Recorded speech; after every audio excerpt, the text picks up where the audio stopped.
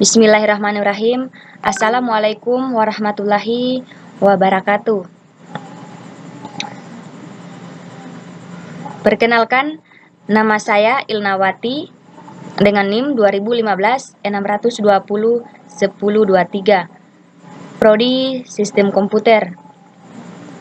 Di sini saya akan mengerjakan tugas MIT yang diberikan dengan mata kuliah algoritma struktur data, di mana tugasnya buat program Fibonacci dengan algoritma rekursif. Jelaskan program tersebut. Baiklah, di sini saya akan menjelaskan program apa itu Fibonacci dan algoritma rekursif.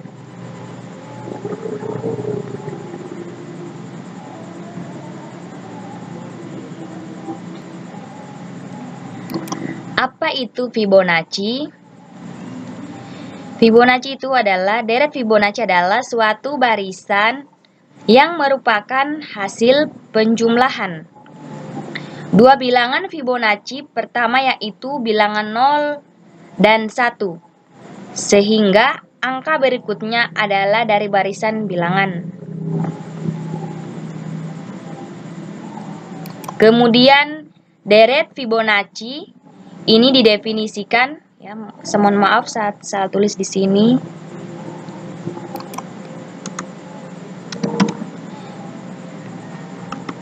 Didefinisikan secara rekursif.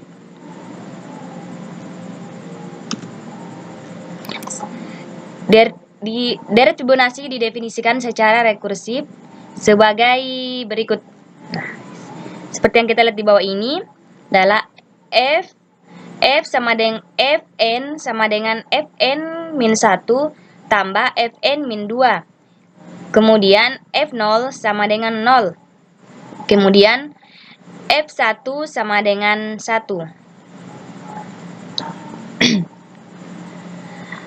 Misalkan kita mencari deretan Fibonacci ke-10. Ya, misalkan kita akan mencari deretan Fibonacci bilangan ke-10, ya.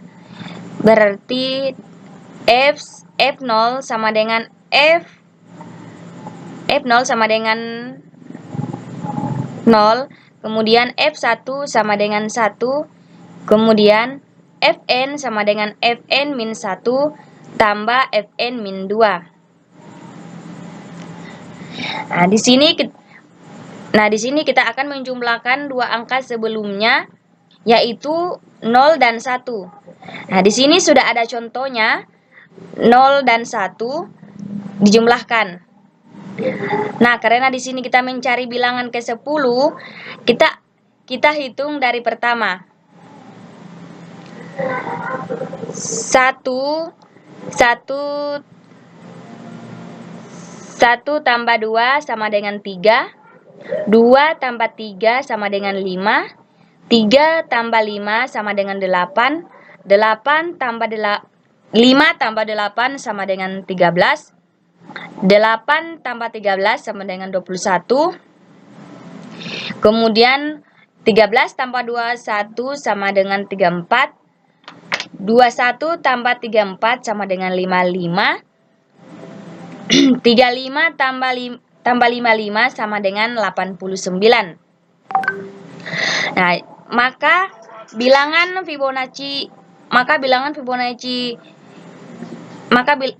Fibonacci ke deretan 10 itu adalah 55.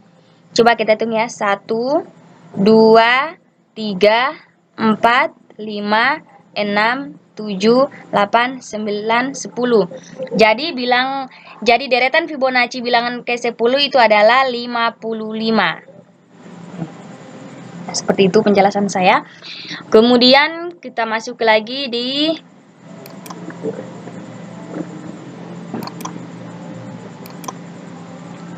apa itu algoritma rekursif. Di sini saya akan jelaskan sedikit apa itu algoritma rekursif. Rekursif adalah salah satu metode di mana definisi sebuah fungsi mengandung fungsi itu sendiri.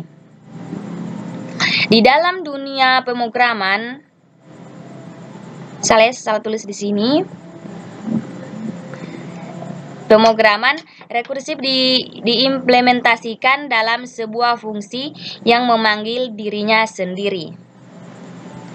Kemudian, dalam rekursif sebenarnya terkandung pengertian prosedur atau fungsi. Perbedaannya adalah bahwa rekursif bisa memanggil lewat pemanggilan prosedur atau fungsi. Pemanggilan diri sendiri dilakukan berulang-ulang sampai mencapai titik tertentu. Kemudian implementasi dari rekursif. Biasanya digunakan untuk menghitung faktor dari sebuah bilangan untuk menghitung bilangan atau menghitung bilangan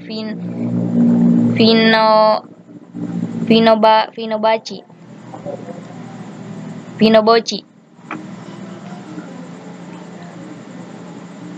Maaf ya, saya salah sebut. Fibonacci.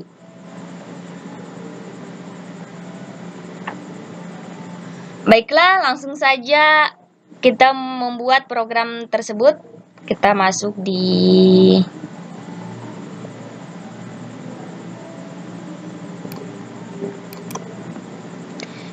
di C++.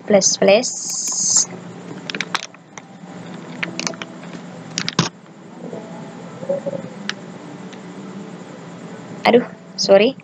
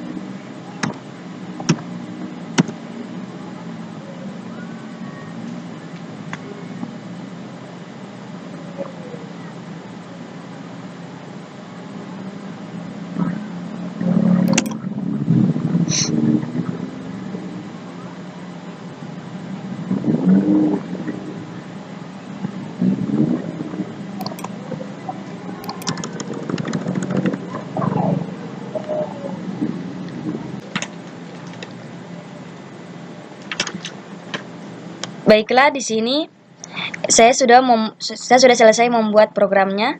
Langsung saja kita running, apakah hasilnya berhasil?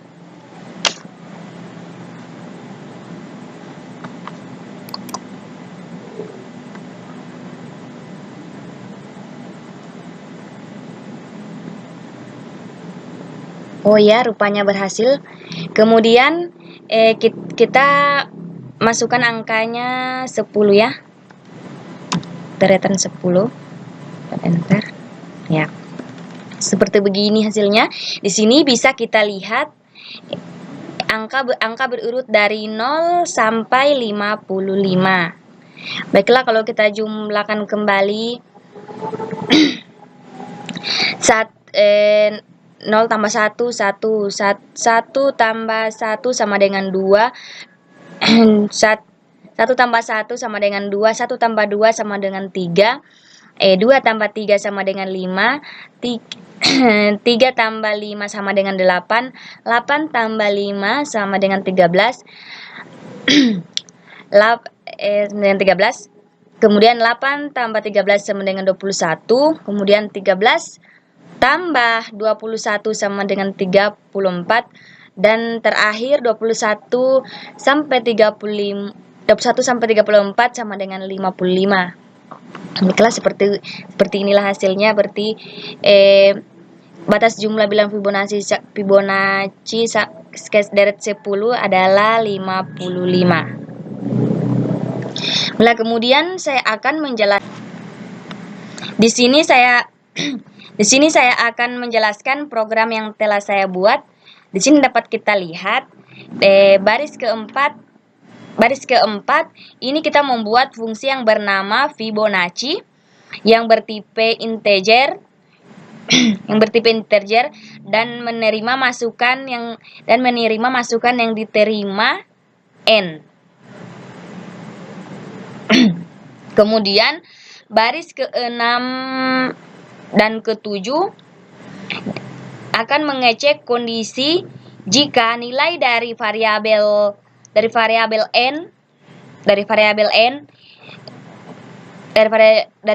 n sama dengan 1, maka akan mengembalikan nilai n. Kemudian pada barisan ke-8 dan ke-9, jika variabel n bernilai n 1 ditambah dengan operasi Fibonacci n kurang 2, seperti begitu. Kemudian pada barisan ke-15 akan mendeklarasikan jika variabel n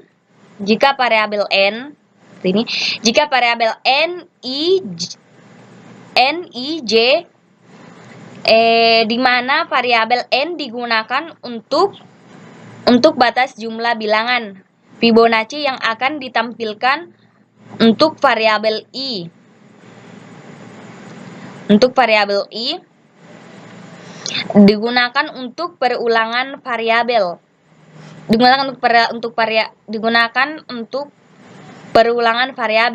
Sedangkan variabel j digunakan untuk memasukkan nilai ke fungsi Fibonacci ke dalam Fibonacci secara berurutan. Kemudian pada barisan ke-20 dan 21 di sini kita akan menginputkan nilai ke dalam variabel n. Di sini ya, dalam variabel n. Kemudian pada barisan 21 dan 25, di sini kita akan melakukan pengulangan sebagai nilai n dan menginput nilai j ke dalam fungsi Fibonacci. Kemudian akan menampilkan hasil operasi Fibonacci. Ya, mungkin penjelasan saya sampai di sini. Mohon maaf apabila penjelasan saya kurang jelas, karena di sini saya juga baru belajar. Baiklah, saya akhiri. Wassalamualaikum warahmatullahi wabarakatuh. Terima kasih.